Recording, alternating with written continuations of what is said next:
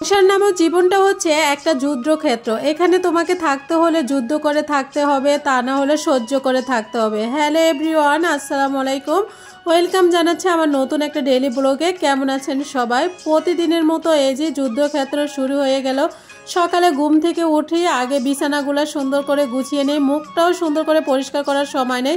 সকালের নাস্তা রেডি করে চলে আসলাম এখন বিছানাগুলো গুছাতে। যতই শরীর খারাপ হোক না কেন এই কাজগুলো করতেই হবে আমার। আসলে তারপরে বেডরুমটা গুছিয়ে নিতেছে। আজকের মতনই শেষ এই বাসাটা গুছানো। আসলে খুবই ভালো লাগে, নতুন ফ্ল্যাটে যাব, আবার মনটা খারাপও লাগে। এই বাসায় অনেক দিন ছিলাম। ছোট্ট ছেলেটা একটু একটু করে বেড়ে ওঠা, সব কিছু এই বাসার ভিতরে স্মৃতি। মানে যেদিকে চাই ওদিকেই ওর স্মৃতি। যে সময় ভিডিওগুলো দেখি না তখন অনেক বেশি মিস করি। কাজগুলা একইবারে প্রতিদিন করতে হয়, একই নিয়মে করতে হয়, একঘেয়েমি লাগে প্রতিদিন। সকালে ঘুম থেকে উঠো, রান্না করে যাও, রান্না করে না গেলে তো পেটের ভাতও যাবে না। আচ্ছা, প্রতিদিনে একঘেয়েমি কাজ করতে ভালো লাগে। অনেক পুরুষের কাছে কিন্তু মনে হয় এটাই মেয়েদের জীবন না। আসলে মেয়েদের স্বাদ আহ্লাদ কিছুই নাই। বিয়ের পরে এনে বোর মতো ছেড়ে দেয়। সংসারের সব ভালো মন্দ সব কিছু বউর কাজ করতে হবে, আর ছেলেদের দায়িত্ব শুধু খালি ইনকাম করা, আর কিচ্ছু না। যাই হোক, তো সবার যা গতি হবে আমারই কিন্তু তাই হবে। সংসারে সব মেয়েদেরই কিন্তু সামলাতে হয়। মাঝে মাঝে কিন্তু মেয়েদেরও শরীর খারাপ হয়, মেয়েদেরও ভালো লাগে না, মেয়েদেরও স্বাদ আহ্লাদ বলতে কিছু আছে।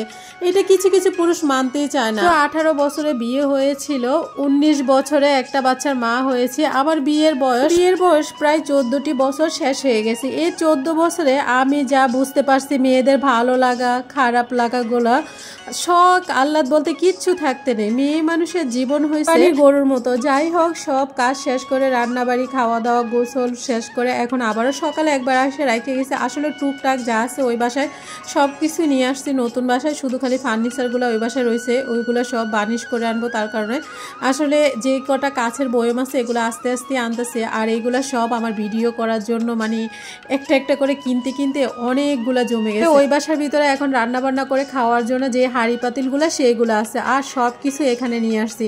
আসলে আর ফার্নিচারগুলো সবগুলো বার্নিশ করে আনবো একদম নতুনের মতো। আসলে এই বাসা পুরনো কোনো কিছুই নাই, সব নতুন আর কি। তাই এখানে কিন্তু সব কিছু গুছিয়ে ফেলছে। আর সকালে এসে চাদর নতুন আনছিল, ওইগুলো বিছিয়েছি। আর এখন ঘরটা ঝাড়ু দিয়ে দিতেছি। আরাফাত তো সকালে আসলে বলে যে সিঙ্গারা নিয়ে আসি, তাই এখন বলতেছে সিঙ্গারা খাবে, ও আমার সাথে সাথে ঘুরতেছে। তো এদিকে অনেক ময়লা হয়েছে। আসলে ময়লার থেকে বেশি মনে হয় নতুন ঝাড়ু কিনলে ঝাড়ুর ভিতরে ময়লাগুলো থাকে বেশি। তো এখানে আয়ন গাছগুলোতে পানি দিতেছে, আর ওই বাসার গাছগুলো নিয়ে আসছে। আর পুঁইশাক গাছটা কিন্তু অনেক সুন্দর। বাউনি পাইলে মানে বাইতে দিলে যেটা বলে আর কি, বাউনি পাইলে মানে অনেক দ্রুত বেড়ে যায় আর কি। তো এরকম অবস্থা। তো তারপরে গুছিয়ে সব কিছু পরিষ্কার করে এখন চলে যাচ্ছি। আসলে এই বাসায় সব কিছু পরিষ্কার, তারপরও যখন আসি তখনই একটু ঝাড়ু দিয়ে নিই। তো আজকের ভিডিওটা এই পর্যন্ত কি, সব অনেক বেশি ভালো থাকবেন। ভিডিওটা যদি ভালো লেগে থাকে অবশ্যই একটা লাইক কমেন্ট করুন।